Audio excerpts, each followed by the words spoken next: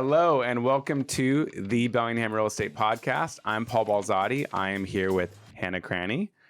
And Hello. yes, welcome Hannah. Thank you.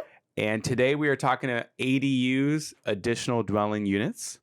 And Hannah has built an ADU. Yep. So I want to talk to you about that.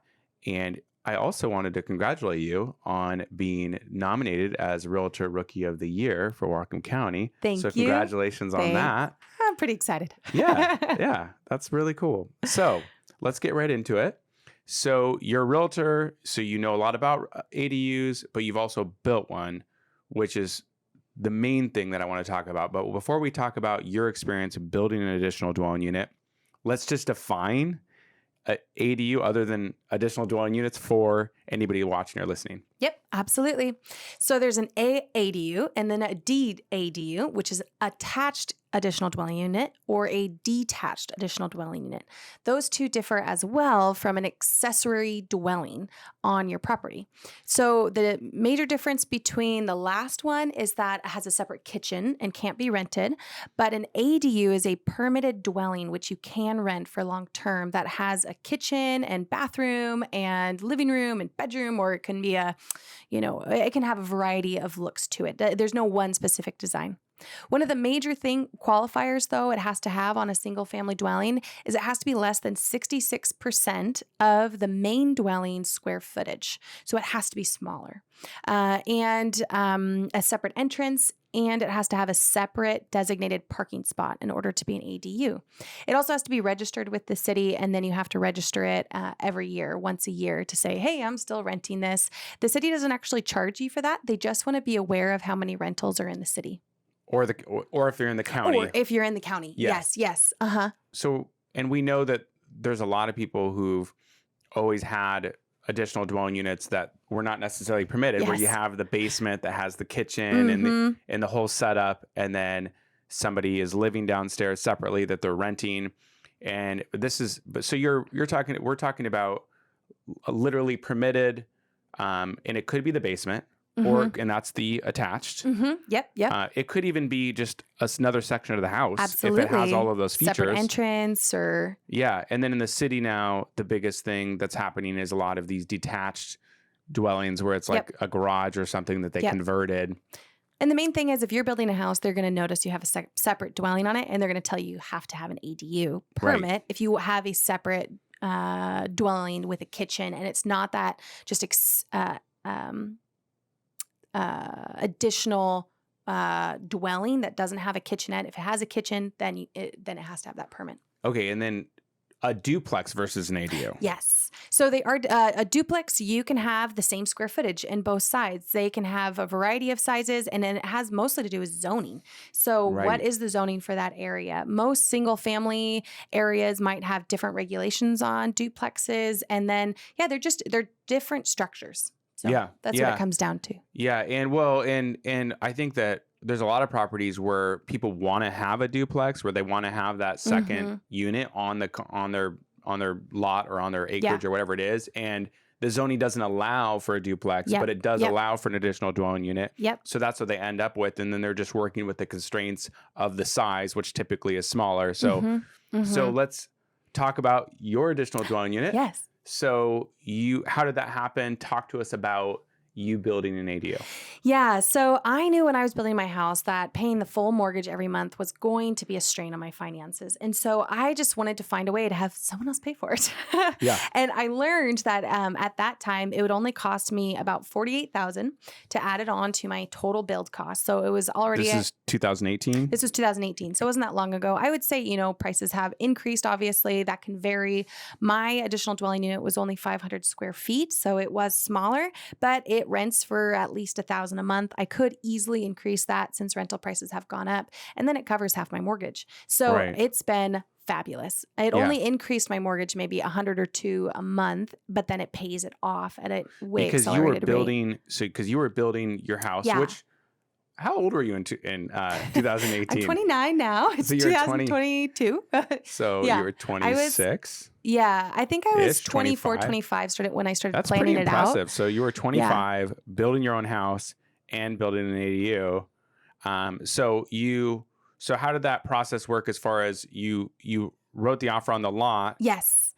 So there was a property that I had been watching for probably 6 months. And I just, you know, when you get that feeling, you're just like, I know this is my property. This is where I'm going to live. Yeah. And I just knew, even before I even had a real estate agent at that time, because I wasn't one, I just knew this is perfect. I just got out Excel and I just wrote up all the numbers and I tried to figure it all out. And I just quickly realized, wow, the numbers really work out on this. And so, I quickly got an agent and then we made an offer and then we had a 30-day closing and like a 20-day feasibility, which we had 2 extensions on, where eventually it was a 90-day closing and I think a 60-day feasibility.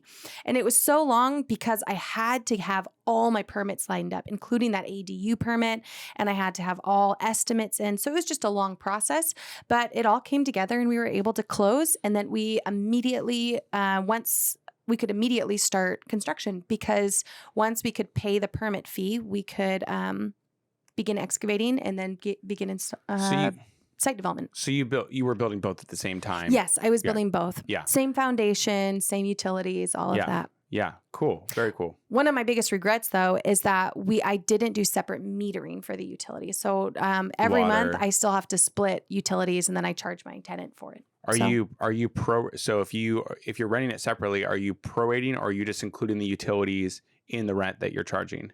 No, I just literally charge them for their share every month. So I just split it. I also have a couple of roommates on the other side. So I just split it equally between everyone. And then I charge everyone their share. So yeah, that's great. And so you're essentially, between all of that, then that's covering most all of your mortgage. More than covers it. More than covers your mortgage. I mean, if they're listening to this, are they going to be a little bit upset? No, I'm just joking. No, they know the deal. I told them all straight out. This is how it works. Well, you're the one who put the down payment on and did it. So that's fantastic. So literally you have roommates and an ADU rented. So you're mortgage free. Mm-hmm. Yep. Which is amazing. And then beyond, and there's a lot of people that I've had clients that they'll build an ADU, move into the ADU, or they'll remodel their basement or whatever it is, or their upstairs, turn it into ADU, and they'll rent the main part of the house.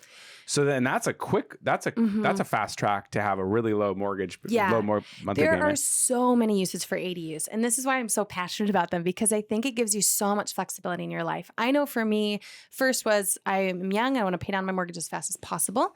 But second, I wanted to make sure I could take care of my mom if she needed a place to live. And then I also wanted to be able to travel. So I was hopeful that I could live in the ADU at some point, knowing that I could always switch places in the house and basically have all my major needs met in a variety of flexible ways. The city doesn't care which side, or the county doesn't care which side you live in. So I have some clients right now who really want to live in an ADU, rent the house, and then just travel a lot. That's their dream.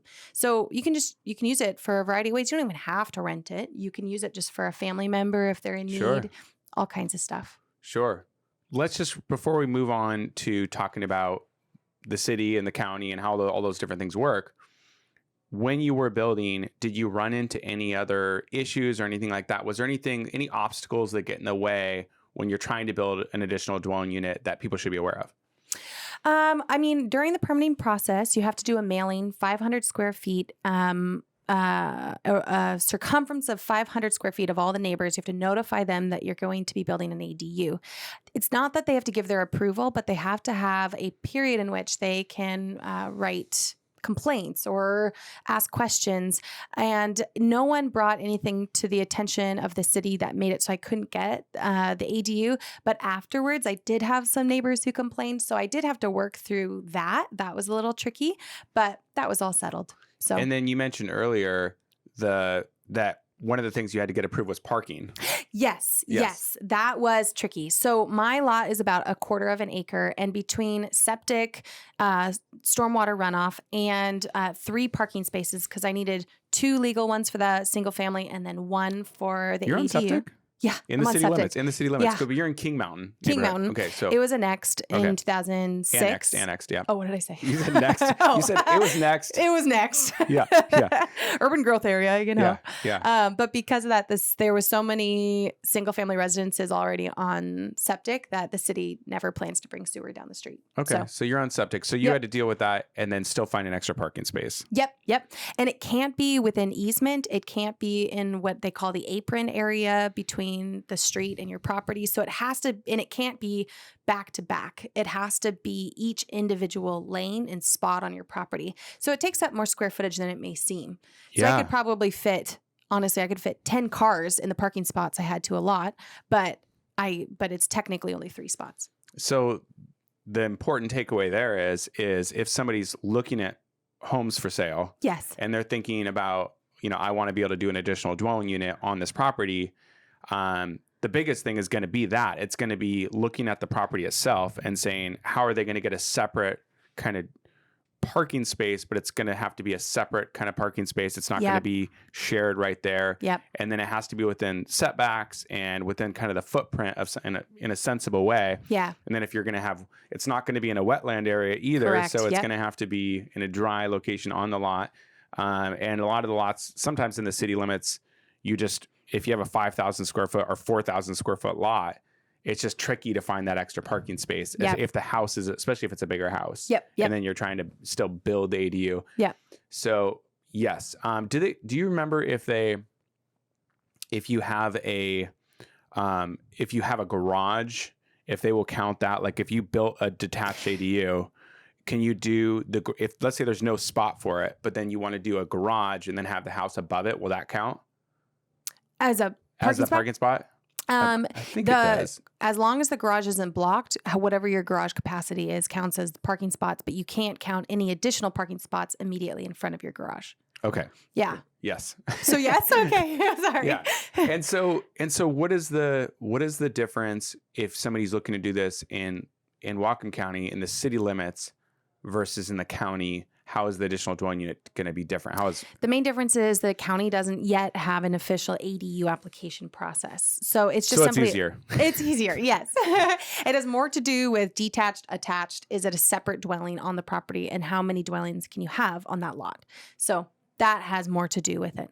And then with the city limits, or within city limits, I know that 2018, that's when they opened everything up and said almost just about anywhere had an ordinance that allowed for additional dwelling units. I know that it's exploded. I was talking to somebody at the city just the other day, and they were saying I think they had 50 applications in right now for additional dwelling units. That's great. And so the demand has definitely been increasing. And that's part of the reason I wanted to have you on to talk about it. Yeah. No doubt about it. In my opinion, ADUs are just a win-win-win-win-win. It's just like everyone wins with ADUs. It can help you pay down your mortgage. It can have a variety of housing. It provides more infill in our city, and we just don't have enough housing for affordable housing. And it's just an income source for a single family owner. And it's just, I think, it just solves a lot of needs. Yeah. Well, and with affordable housing, you definitely have that situation where, because the city, it's difficult to build more single family homes. It does create more housing in the city, no doubt about it.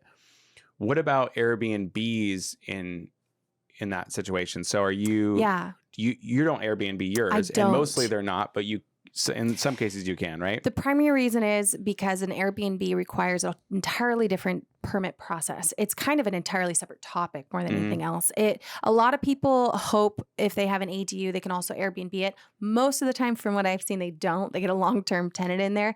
One is because of permitting. The city is way more, or Bellingham's a lot more restrictive about Airbnbs and short-term rentals than long-term rentals. And they're just a lot more work. There's just a lot of variables with Airbnb. So I didn't go forward with it just because I knew there would be more issues than I would care to deal with. Fair enough.